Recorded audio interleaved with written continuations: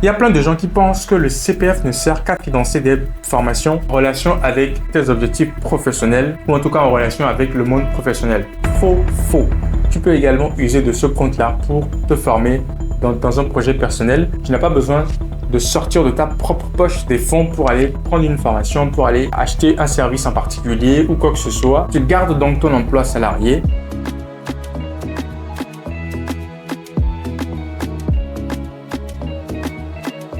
Salut! Dans cette vidéo, je vais vous expliquer pourquoi est-ce que l'économie actuelle est parfaite afin que vous puissiez lancer votre projet à côté de votre emploi salarial. On est parti. Les arguments que je vais développer ici soulignent l'importance de saisir les opportunités actuelles pour lancer un projet personnel en capitalisant sur les tendances et les ressources disponibles afin de maximiser vos chances de réussite. Pour t'expliquer pourquoi est-ce que l'économie actuelle est parfaite pour que toi aussi tu puisses lancer ton projet, eh bien dans un premier temps, je te dirais qu'il y a des tendances émergentes, des tendances favorables au développement de projets personnels. Je m'explique. 2 points importants selon moi. Le premier point pour moi concerne l'émergence du télétravail. Car oui, depuis le Covid, on a tous connu le télétravail, en tout cas les salariés qui travaillent en général dans son bureau ou qui de temps en temps peuvent aller sur le terrain. Donc on connaît le télétravail et le télétravail a permis à ce que il y ait une certaine forme d'économie de temps. C'est-à-dire que les personnes qui ont de longs trajets à faire pour aller à leur travail, à partir d'une demi-heure, c'est considéré comme un long trajet, eh bien, se voient économiser de ce temps-là car elles peuvent rester chez elles pour travailler. Je prends un cas concret. Lorsque moi, je suis en télétravail et que j'ai fini de travailler, eh bien, je peux tout de suite basculer sur mon projet personnel. Donc, j'ai fini mon activité salariale et juste après, je peux basculer sur mon activité personnelle, sur mon projet personnel. Mais je t'avoue que ce n'est pas tout le temps comme ça. Parfois, la journée peut être éprouvante et donc, au lieu de basculer directement sur mon activité personnelle, je peux parfois aller sortir marcher, aller courir, aller faire ma séance de jogging. Et au retour, eh bien, je peux entamer mon activité personnelle. Ou entre les deux, une pause de un quart d'heure ou 20 minutes maximum avant de basculer sur mon activité personnelle en fonction de ce que j'ai prévu de faire. Donc voici en quoi est-ce que le télétravail peut nous permettre d'optimiser notre temps en faveur de notre projet personnel. Par contre, il y a une chose à ne surtout pas faire, eh bien, c'est de profiter du télétravail et de travailler en parallèle sur nos activités personnelles. C'est contre-productif.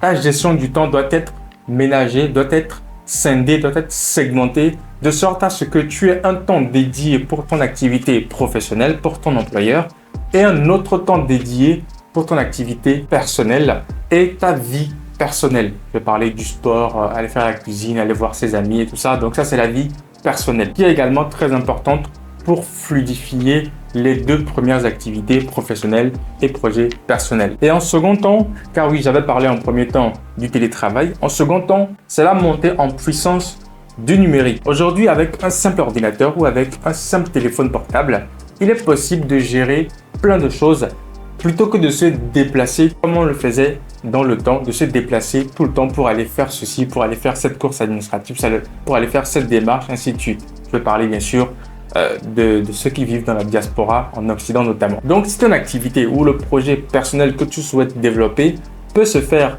avec un ordinateur, peut se faire en ligne.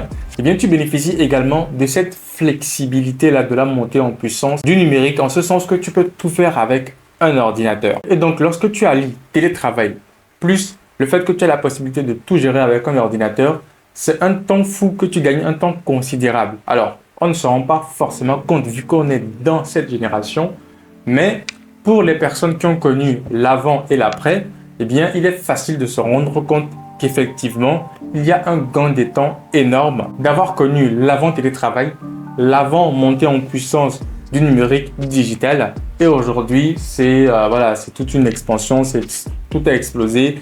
Tout le monde, aujourd'hui, le télétravail, c'est le minimum de les entreprises. Et le digital, eh bien, c'est partout. C'est partout. On peut tout faire avec un ordinateur, voire avec un téléphone. Et pour la deuxième partie de cette vidéo, eh bien, le timing n'a jamais été aussi parfait pour lancer son projet en parallèle de son travail, car on a la possibilité de profiter des ressources et des aides disponibles. Je m'explique. Dans tous les pays aujourd'hui, il existe des mécanismes d'aide aux entrepreneurs qui débutent. Alors, il faut avouer que c'est un peu plus compliqué en Afrique de l'Ouest, que je connais un peu plus compliqué. Mais en Occident, il existe des structures qui aident les entrepreneurs, qui aident les petits entrepreneurs à débuter. Maintenant, après, en Afrique, c'est compliqué, mais c'est aussi parce qu'il y a un manque d'informations. C'est parce que plein de gens ne savent pas des choses, mais il suffit juste d'aller se renseigner. Moi, j'étais rentré au Togo en octobre 2023.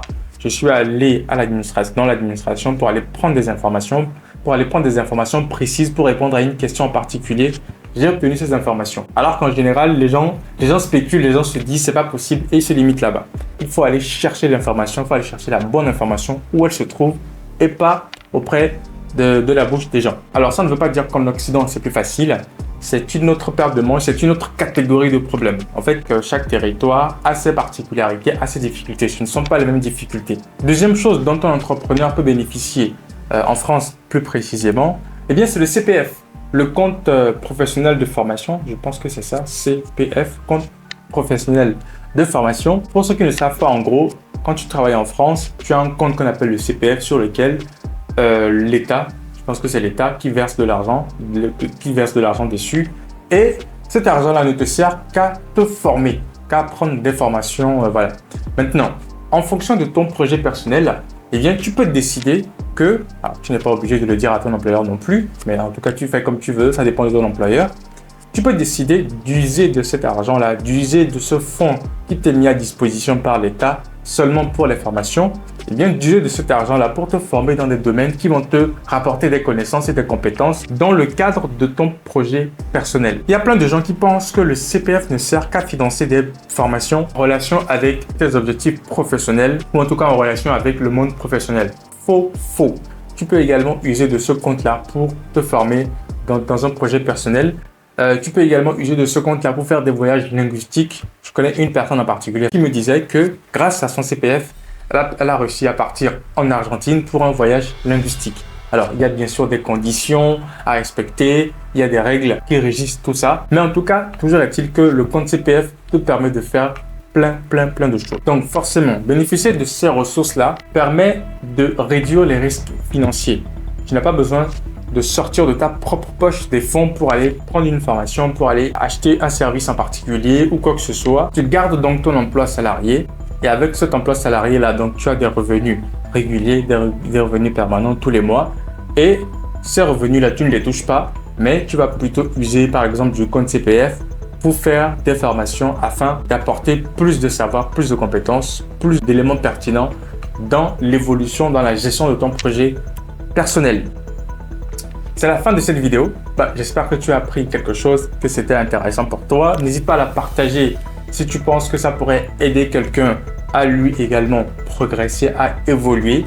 N'hésite pas à la partager si tu penses que quelqu'un a besoin d'accompagnement. Justement, je pourrais moi personnellement l'accompagner. Je te dis à très bientôt dans la prochaine vidéo. D'ici là, prends bien soin de toi. Allez, ciao!